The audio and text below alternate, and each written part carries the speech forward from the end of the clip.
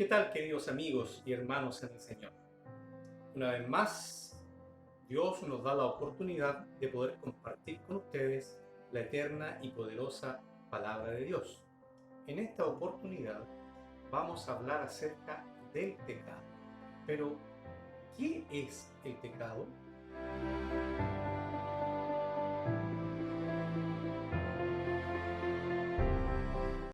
El pecado es algo misterioso e inexplicable. Excusarlo equivaldría a defenderlo. Si pudiésemos encontrar una excusa o señalar la causa de su existencia, dejaría de ser pecado. El apóstol Juan nos presenta la definición de pecado en 1 de Juan capítulo 3 y versículo 4, que dice de la siguiente manera: todo aquel que comete pecado infringe también la ley, pues el pecado es infracción de la ley. Entonces, claramente, encontramos la definición en la poderosa palabra de Dios. Señalamos entonces que el pecado es la manifestación de un principio en pugna con el gran principio del amor que gobierna el cielo, el trono de Dios. Sin embargo, también el mismo apóstol Juan, ahora en el capítulo 5 y el verso 17 de su primera carta, nos dice también que toda injusticia es pecado. El apóstol Pablo, en el libro de Romanos, el capítulo 7, Romanos capítulo 7,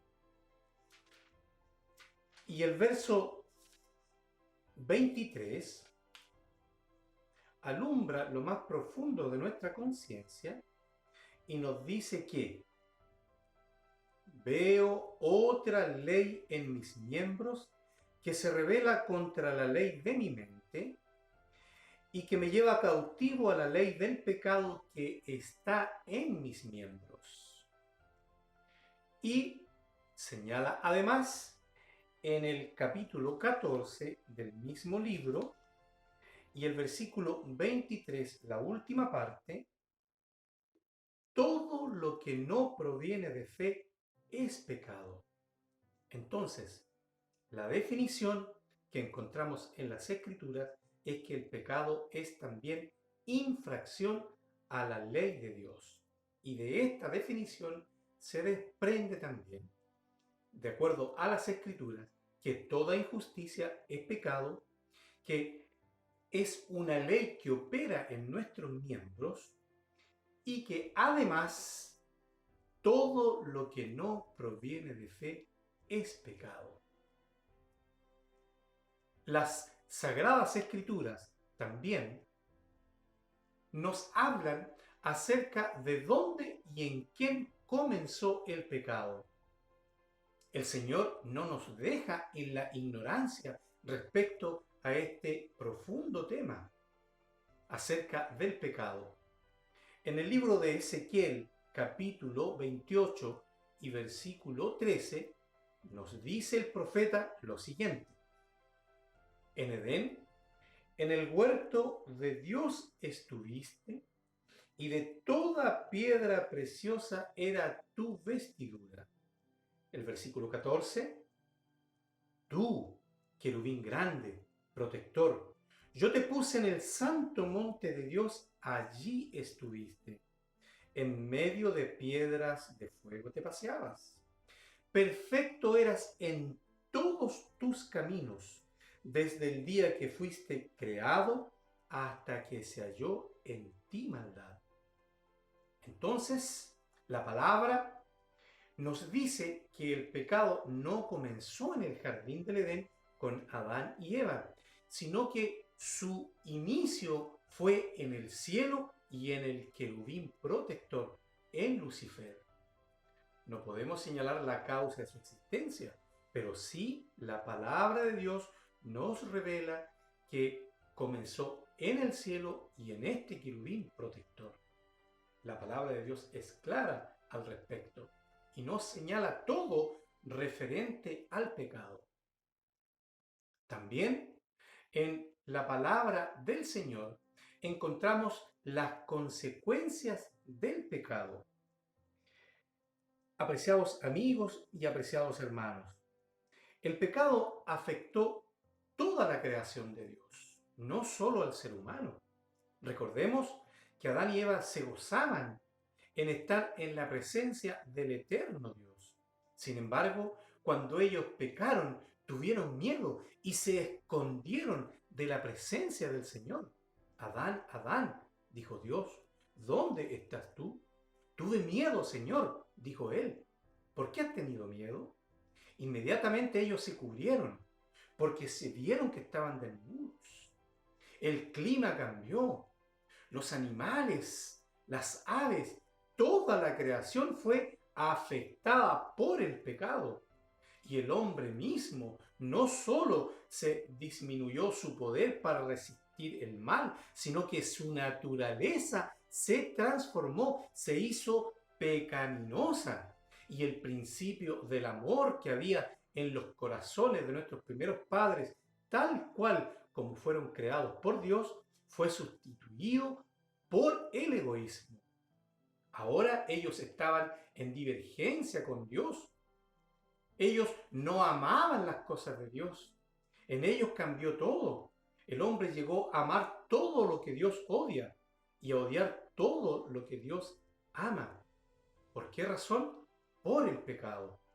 Entonces, apreciados hermanos, la naturaleza del hombre se corrompió de tal modo que se unió con Satanás, y Satanás, al engañar a los ángeles celestiales, sedujo también a la eterna, a la pareja, y hubiesen permanecido en separación con Dios para siempre si el Señor no hubiese intervenido de una manera especial.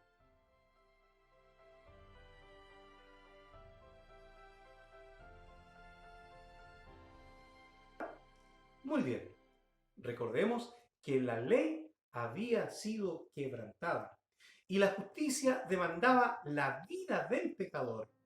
¿Por qué razón? Porque se nos dice en las Escrituras que la paga del pecado es muerte. Pero no solo la muerte física, sino que la muerte eterna.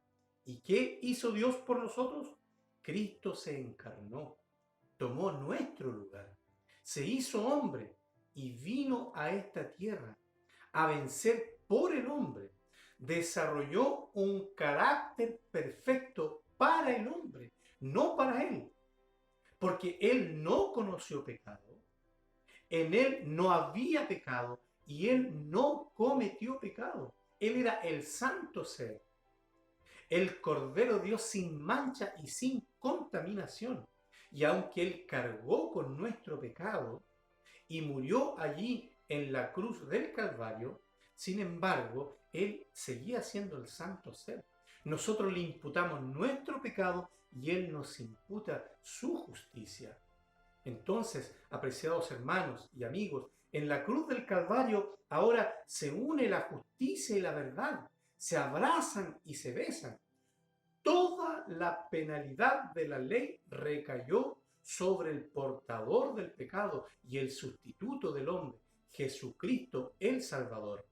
En la cruz del Calvario se obró la redención del hombre. Es allí donde la problemática del pecado queda solucionado para siempre. La obra de Jesucristo no solo, apreciados hermanos, salva al hombre, sino que también reivindica el carácter de Dios en el universo. También protege a los ángeles de una nueva apostasía y redime al hombre. Es la solución que Dios mismo da allí en la cruz del Calvario. Adán, el representante del hombre y de toda su posteridad, al pecar, hipotecó a toda la humanidad. Sin embargo, cuando vino Cristo, Él alza la prenda y nos da la libertad de nuevo Y todo aquel que cree en Él, todo aquel que acepta su gracia, la única salvación para el pecado, Cristo Jesús, nuevamente es reconocido por adopción como hijo de Dios.